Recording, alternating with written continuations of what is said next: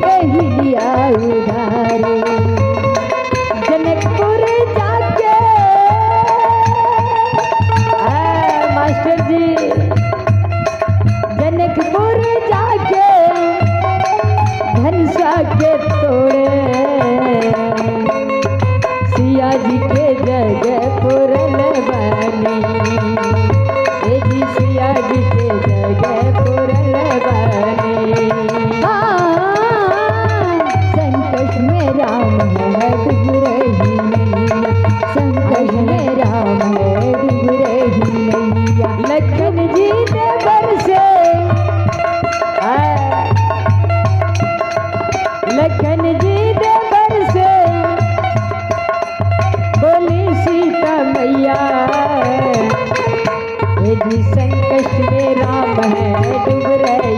नैया संकट में राम है डूब रही नैया लखन जी दे बरसे लखन जी दे बरसे लखन जी दे बरसे बोली सिया मैया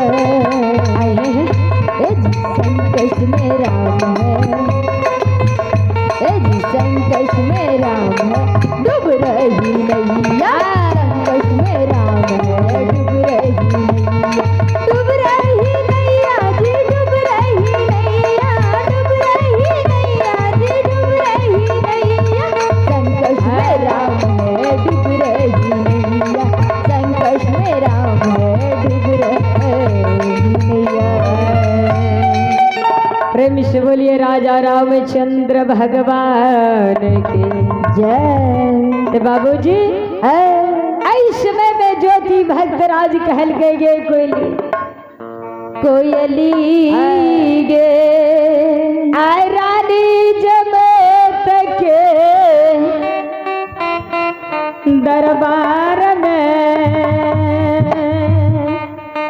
गई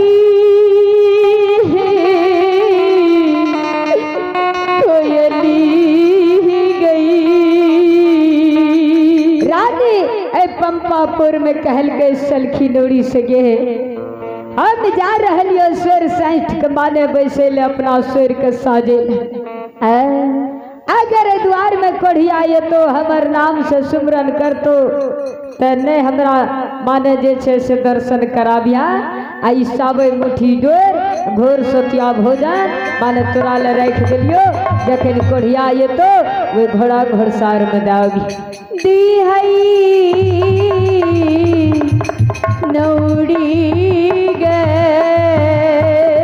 धर्मराजो बाबा इधरपुरी ग्रासन के चल गए आ सातों सब पैन भरी अपना अपना गृह भवन के कुशल मंगल दा के चल गए आ रानी ओहो सोर साइड के बैस गए क्या अनचोक में जब चले ले खा सके छे अचानक जब दरबार में चले ले तो वही सनिक माना पहले ये जाकर शेर सैठ ले रानी का खड़ा खड़ा पहरा दादा आई घड़ी में आए ज्योति भगला दिन जरुआ चौघटिया इनार पर सहोदरा से जवाब करैया गे मोहनिया कोयली मोहनिया संग जीतबा गे से कोली है गचा लागे